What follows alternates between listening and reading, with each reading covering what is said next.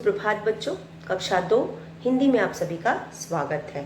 बच्चों, कल हम पढ़ रहे थे हमारी हिंदी व्याकरण दीपिका का पाठ 4 है। पाठ 4 है वर्ण माला। बच्चों, वर्णमाला हिंदी हमारी भाषा है। हिंदी में निम्न वर्ण है। जब हम वर्णों की बात करते हैं बच्चों, वर्ण की बात करते हैं तो हमारे सामने स्वर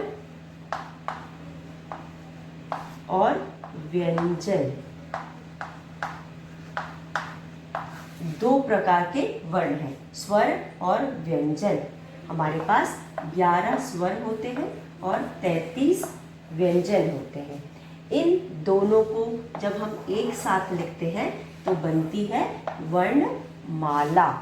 जब हम स्वर और व्यंजन दोनों को एक साथ लिखते हैं तो बनती है वर्णमाला। तो स्वर का मतलब है वॉवेल्स। हम स्वर को वॉवेल्स भी कहते हैं। इंग्लिश में हम स्वर को वॉवेल्स कहते हैं और व्यंजन को कॉन्सोनेंट्स कहते हैं। कॉन्सोनेंट्स कहते हैं। अब बच्चों, पहले हम स्वर को दोहराएंगे, उसके बाद व्यंजन को, फिर आगे का पाठ पढ़ेंगे। अ से अनार, आ से आम।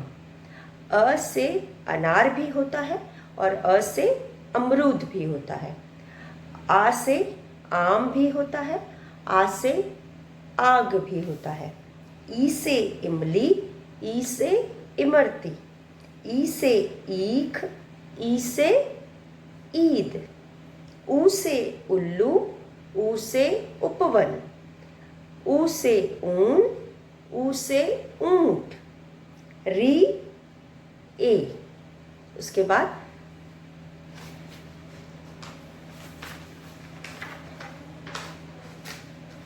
हमारे पास है ए से ऐनक, ओ से उखली, औ से औरत, औ से औजार।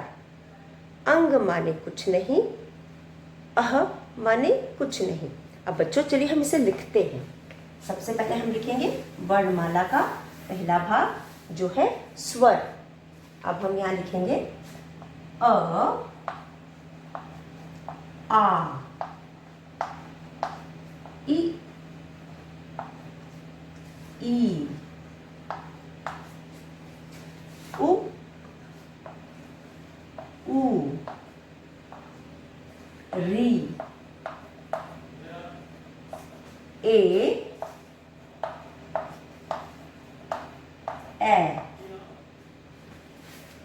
ओ, औ, अंग, अह। तो बच्चों, एक बार फिर मेरे साथ पढ़िए। ये है स्वर। स्वर यानी वॉवेल्स। ए, अ, आ, ई, उ, ऊ, री, ए, ओ, औ, अंग, अह। उसके बाद हमारे पास है व्यंजन। तो चलिए व्यंजन लिखते हैं। क, ख, ग, घ, अड़, च, छ, ज, झ, इय। उसके बाद हमारे पास है ट, ठ, ड, ढ। फिर है हमारे पास अड़,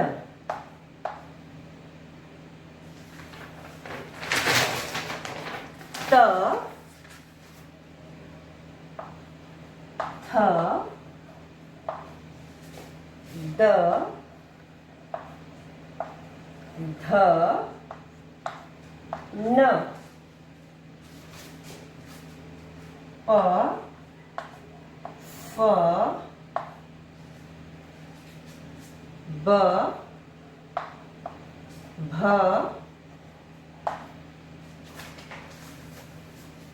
म य र ल व श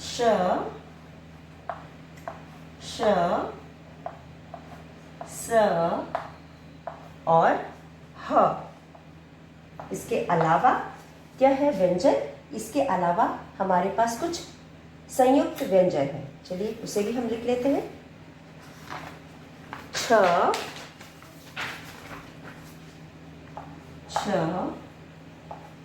त्र ज्ञ। तो बच्चों चलिए अब हम इन व्यंजनों को पढ़ते हैं। क ख ग घ ड़ छ छ ज झ ञ ट ठ ड ढ ण त थ द ध न प फ ब भ म य र ल व श स ह क्ष त्र ज्ञ। तो बच्चों आप इसे अपनी कार्य पुस्तिका में लिखेंगे और जोर जोर से पढ़ करके इसको याद करेंगे। उसके बाद बच्चों हम कर रहे थे अभ्यास। इस पाठ के पीछे दिए गए अभ्यास कार्यों को हम कर रहे थे। चलिए हमने कुछ अभ्यास कर लिया था और कुछ कर रहा था उसे भी कर लेते हैं। तो इसी के साथ हम आगे का अभ्यास करते हैं।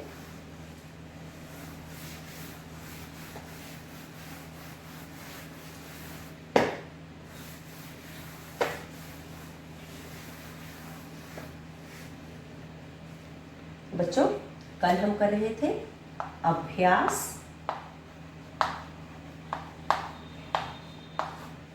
जिसमें पहला प्रश्न था पूरा करो।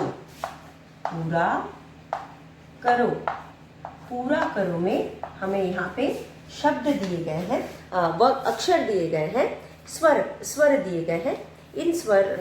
इस स्वर की श्रृंखला में बच्चों कुछ स्वर नहीं है, उन्हें हमें लिख करके पूरा करना है। जैसे कि यहाँ पे लिखा है अ डैश ई, फिर है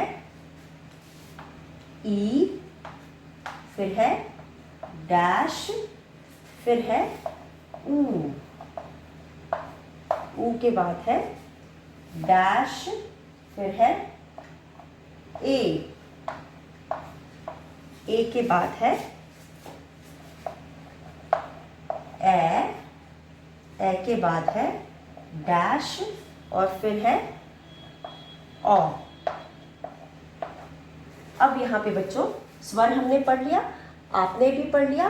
अब चलिए बताइए अ के बाद क्या आएगा? अ के बाद आ। तो आप यहाँ लिखेंगे आ। इ, ई, उ,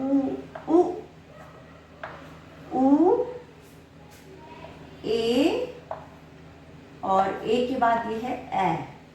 उसके बाद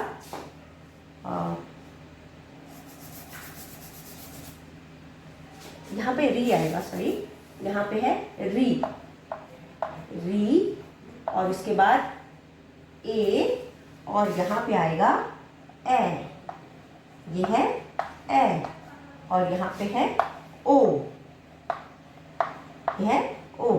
तो अ आ ई उ री ए ओ औ। इस तरह से जहाँ पर भी जो शब्द नहीं थे, अक्षर नहीं थे, उसे लिख करके हमने श्रृंखला पूरी कर ली। अ आ ई उ ऊ री ए ओ औ। अब मुझे उम्मीद है बच्चों स्वर आपको अच्छे से आ गया होगा। तो चलिए हम करते हैं दूसरा अभ्यास। दूसरा अभ्यास है, दिए गए चित्रों के नाम लिखो। यहाँ पे कुछ चित्र दिए गए हैं, उनके हम नाम का पहला अक्षर लिखेंगे। पीछे के अक्षर दिए गए हैं, हमें पहला अक्षर लिखना है। तो चलिए 2 में हम लिखेंगे चित्र, च पर छोटी की मात्रा त्र, चित्र। देख, देख कर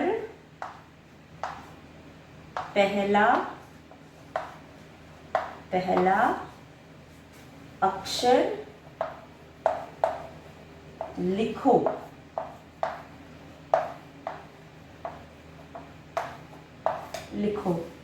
अब यहाँ पे हमारे पास है डैश, छ, ल पर बड़ी की मात्रा ली, डैश छ ली।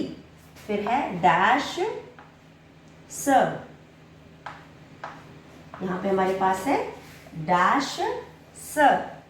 फिर है डैश थ, फिर है डैश तंग। अब बच्चों यहाँ पे चित्र है मछली का, तो सबसे पहला शब्द यहाँ अक्षर यहाँ पे क्या होगा, म। तो हम यहाँ लिखेंगे म और शब्द बना मछली। हम इसको कहाँ से पूरा कर रहे हैं, हम इसे चित्र की सहायता से पूरा करें। चित्र को देखकर हम पहचान रहे हैं, फिर चित्र के नाम के पहले अक्षर को यहाँ लिख करके उसके नाम को पूरा कर रहे हैं। उसी तरह यहाँ पे चित्र है बस का, तो हम लिखेंगे ब और स।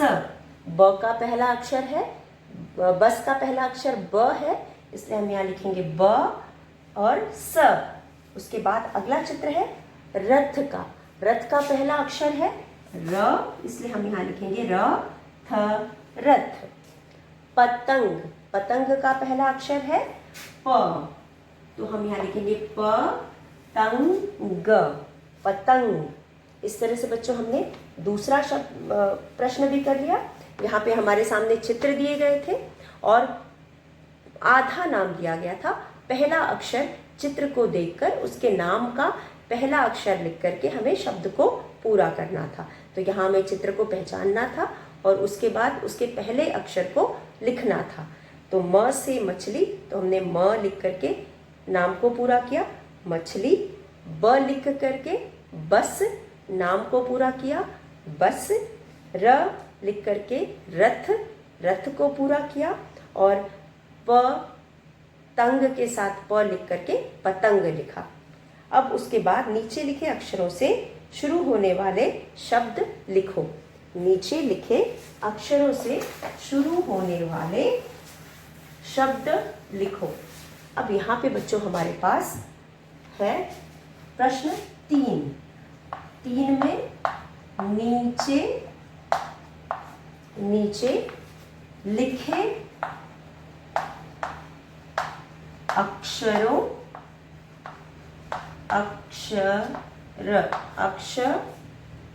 पे ओ की मात्रा रो, से स की पे ए की मात्रा से शुरू होने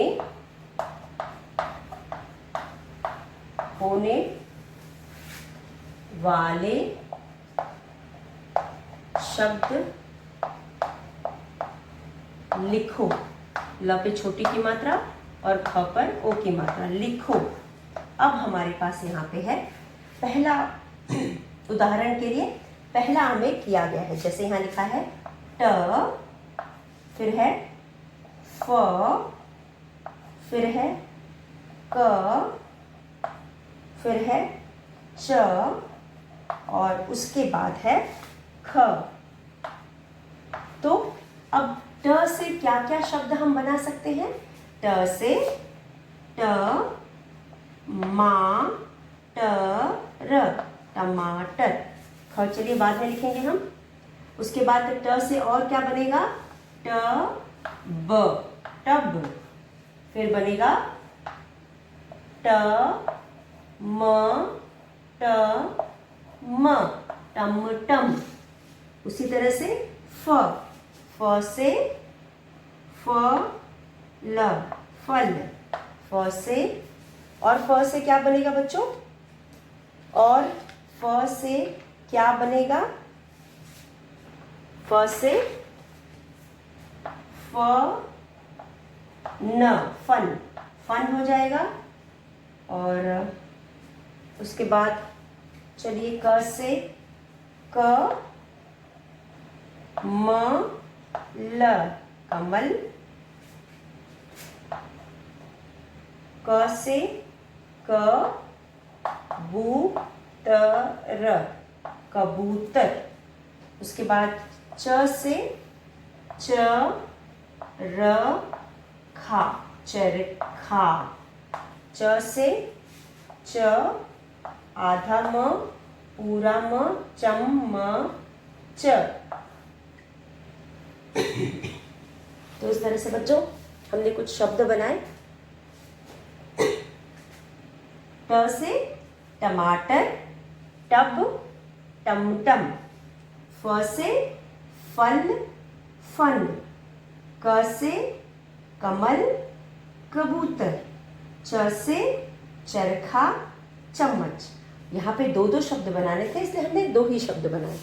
तो बच्चों इस तरह से आप और भी अक्षर लेकर के शब्द बना सकते हो। इससे आपको शब्द बनाना आएगा, आपको नए नए शब्द के बारे में पता चलेगा, और क्या होगा, आपके शब्दकोश में भी वृद्धि होगी। आपका जो शब्दकोश मतलब आपको जो शब्द मालूम है और आपके को और भी शब्दों की जानकारी होगी। तो इस तरह से बच्चों हमने यह पाठ खत्म कर लिया है।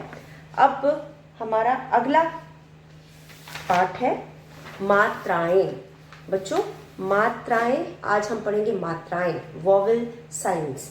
तो हिंदी में स्वर और व्यंजन दो प्रकार के वर्ण होते हैं। मैंने आपको अभी अभी बताया कि हिंदी में स्वर और व्यंजन दो प्रकार के वर्ण होते हैं। कितने प्रकार के वर्ण होते हैं? दो प्रकार के। हमारा अगला पाठ है पाठ 5। पाठ 5 है मात्राएं, मात्राएं। आज हम पढ़ेंगे मात्राएं, जिसे हम वोवेल साइन भी कहते हैं, वोवेल साइन भी कहते हैं। अब हम पढ़ेंगे स्वर की मात्रा, स्वर की मात्राएं। हमने स्वर पढ़ा है, अब स्वर की मात्राएं कैसे लगती हैं, कैसे बनती हैं, ये हम पढ़ेंगे। स्वर की मात्राएं होती हैं, स्वर की मात्राएं होती हैं। अब बच्चों चलिए हम स्वर की मात्राओं को पढ़ते हैं। स्वर की मात्रा में सबसे पहले हम स्वर को लेंगे। तो सबसे पहला स्वर है बच्चों अ। जैसा कि आप जानते हो अ एक स्वर है और यह सबसे पहला स्वर है, और अ की कोई मात्रा नहीं होती। हम सभी जानते हैं कि अ की कोई मात्रा नहीं होती। जानते हैं अ की कोई मात्रा नहीं होती। तो अ की मात्रा कैसे हम बनाएंगे? व्यंजन के साथ मात्रा, अ की मात्रा स्वतः होती है, हमें लगाने की जरूरत नहीं। अगर हम किसी भी व्यंजन को पढ़ते हैं तो उसके साथ अ का स्वर आता है, और अ के स्वर के बिना कोई भी व्यंजन अधूरा है। तो आप देख सकते हो बच्चों, आप अपनी पृष्ठ संख्या 16 में आपको मात्राएं दी गई हैं। अब इसमें अ मात्रा में अ की कोई मात्रा नहीं होती, मात्रा में यहाँ पे अ की कोई मात्रा नहीं होती। फिर जब भी हम किसी वर्ण को लिखते हैं तो हम उसके साथ अ का स्वर आता है, इसलिए हम उसके साथ अ का स्वर लगाते हैं। अगर अ हटा दें हम तो ये क आधा हो जाएगा। मैंने इससे पहले भी आपको बताया है, जब भी किसी अक्षर पे हलंत लगा होता है तो मतलब वह अक्षर आधा है, और जब वह अ के साथ मिलेगा, किसी स्वर के साथ मिलेगा, तभी वह पूरा होगा। तो यहाँ पे क अ के साथ ही पूरा हो, अगर क के साथ अ नहीं है तो क हम पढ़ ही नहीं पाएंगे। तो ये हो गया क। जब हमने आधा क और अ को मिलाया तो बना क। अब इसके बाद शब्द बना क म ल। शब्द बना क ल श। इस तरह से हम कई सारे शब्द बना सकते हैं। क के साथ अ है, म के साथ अ है, ल के साथ अ है। क प्लस अ प्लस म प्लस अ प्लस ल प्लस अ, इस तरह से कमल। अब देखिए अगर हम कमल को लिखते हैं तो ये हो जाएगा क आधा प्लस अ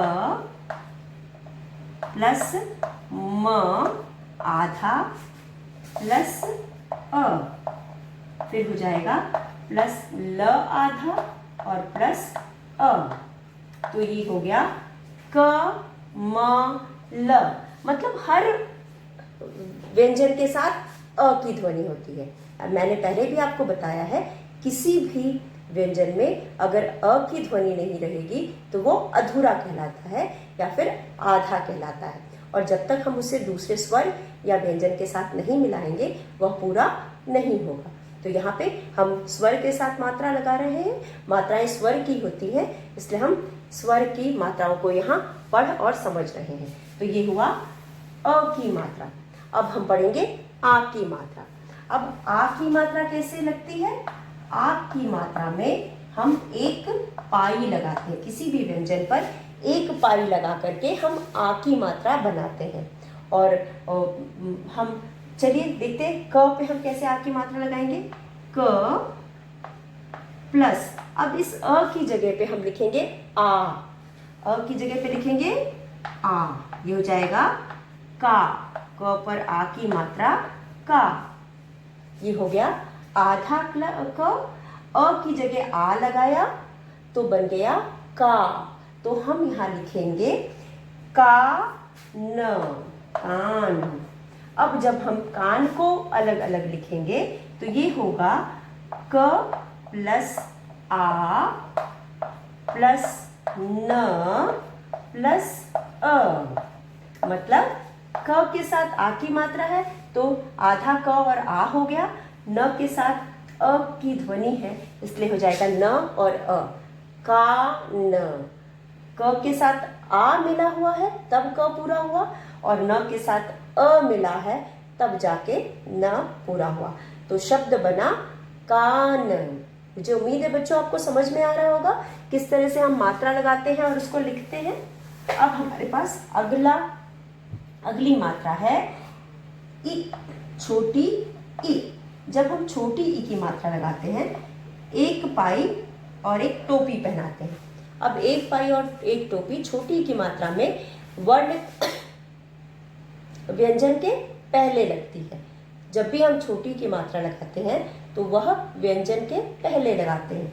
तो चलिए क के साथ जब हम छोटी की मात्रा लगाएंगे तो हो जाएगा क आधा प्लस हम यहाँ पे ई जोड़ेंगे, छोटी ई, तो बनेगा की। ये हो गया की। क्या बना? की।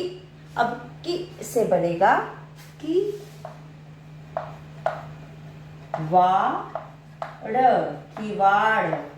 शब्द बना किवाड़।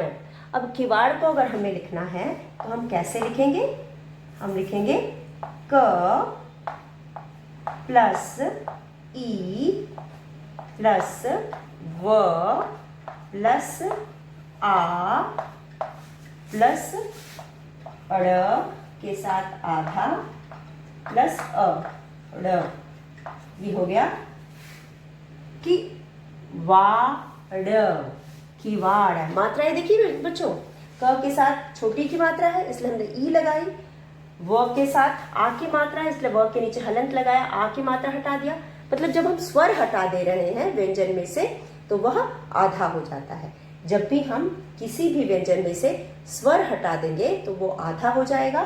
तो हम इसको नीचे हलंत लगा करके लिखेंगे, आधा क ई की, आधा व आ, की वा, आधा ड अ ड़, किवाड़। अब मुझे उम्मीद है आपको समझ में आ रहा होगा। चलिए एक बार फिर हम दोहराते हैं। स्वर की मात्राएं होती हैं। अब जब हमने सबसे पहला स्वर लिया अ, और अ की कोई मात्रा नहीं होती। आपने कभी देखा है किसी शब्द के साथ अ की मात्रा लगती है? नहीं लगती।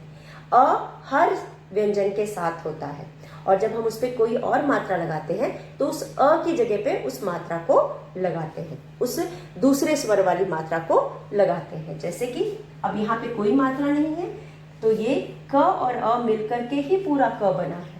यहाँ अ की मात्रा लगाने की जरूरत ही नहीं है। हर व्यंजन के साथ स्वर होता है, बिना स्वर के व्यंजन अधूरा है। तो यहाँ पे भी अगर अ नहीं रहेगा तो क अधूरा है। तो क, और जब हमने क में से अ हटा दिया तो ये हो गया आधा। आधा क अ, क, कमल, कमल, कलश, कलश। तो ये है क प्लस अ प्लस म प्लस अ प्लस ल प्लस अ। तो आधा क अ, आधा म अ, आधा ल अ, ये हुआ कमल। आधा क अ, आधा ल अ, और आधा श अ हुआ कलश। तो इस तरह से बच्चों हम मात्रा लगाते हैं, मात्राओं को समझते हैं। तो यहाँ पे हमारे पास हो गया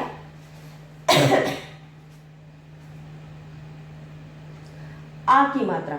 अब आ की मात्रा, जब हम आ की मात्रा लगाएंगे तो अ की ध्वनि जहां से आ रही थी उस अ की जगह आ की मात्रा लगाएंगे और शब्द बन गया कान। उसी तरह की तो क की जगह के साथ छोटी ही लगाएंगे तो जाएगा कि वाड़, किवाड़। अब अगली मात्रा हमारी क्या है बच्चों? छोटी के बाद बड़ी ई की मात्रा। और बड़ी की मात्रा जब हम लगाते हैं तो वो व्यंजन के बाद में लगता है।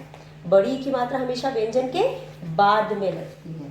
तो यहाँ पे हमारी अगली मात्रा है बड़ी ई की मात्रा।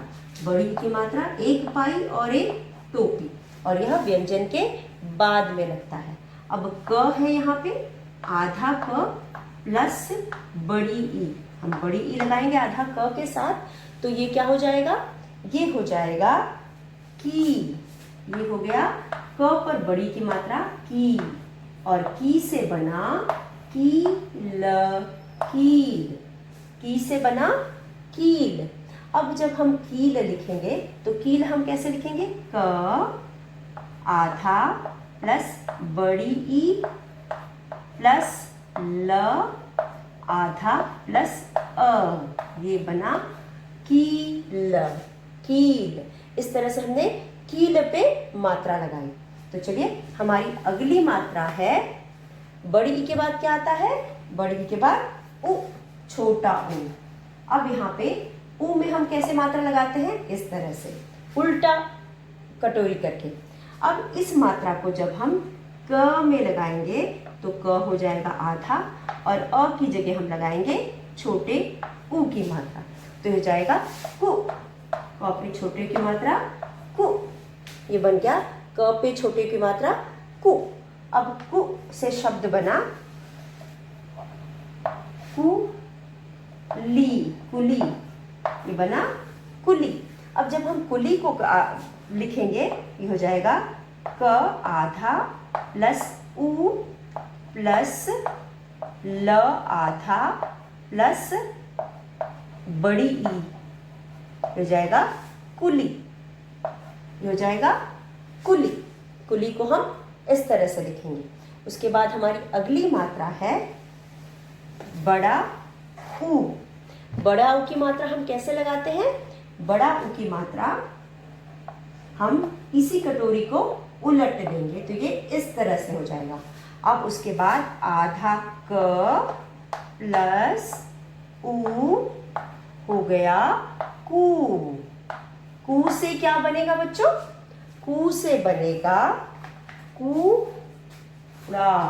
क से कू, ड़ से ड़ा, कूड़ा, ये बन गया कूड़ा। अगर हमें कूड़ा में मात्रा दिखानी है तो ये हो जाएगा आधा क बड़ा ऊ प्लस अड़ प्लस आ, ये हो गया कूड़ा। क्या हो गया? ये हो गया कूड़ा। तो बच्चों आपको मात्रा अच्छे से समझ में आ रही है? तो यहाँ पे हमने आज पढ़ी बड़े ओ की मात्रा तक। बच्चों इसी के साथ हमने आज जो भी पढ़ा, आप सभी विषय को, अभ्यास को, या फिर हमने यहाँ पे मात्राएं पढ़ी, जितनी भी मात्राएं हमने पढ़ी, आप इसे लिख करके, पढ़ करके हमसे अगले वीडियो में फिर मिलिएगा। और अगर आपको यहाँ पे कोई भी चीज़ ना समझ में आई हो तो आप ऑनलाइन मीटिंग क्लास में अपने डाउट्स क्लियर कर सकते हैं। लेकिन बच्चों ज़्यादा से ज़्यादा वीडियो देखिए, वीडियो से ही आपको कॉन्सेप्ट समझ में आएंगे। अभी आप घर पर हैं, आप किसी भी तरह से पेपर दे लेते हैं, लेकिन जब कल आप स्कूल आएंगे और आपको चीज़ें नहीं समझ में आएगी तो आपको बच्चों बहुत परेशानी हो जाएगी, क्योंकि लास्ट ईयर भी आपने घर से क्लास पेपर दिया और इस साल फिर 2 साल अगर आप ठीक से नहीं पढ़ेंगे तो आगे चल के आप लोगों को बहुत परेशानी होगी। इसीलिए ज़्यादा से ज़्यादा वीडियो देखिए और जो चीज़ नहीं समझ में आता ऑनलाइन टीम में मीटिंग में आप हमसे पूछ सकते हैं। तो बच्चों इसी के साथ आज का वीडियो मैं यहीं समाप्त करती हूँ। कल आपसे एक बार फिर मिलूंगी आगे के अभ्यास के साथ। तब तक के लिए धन्यवाद।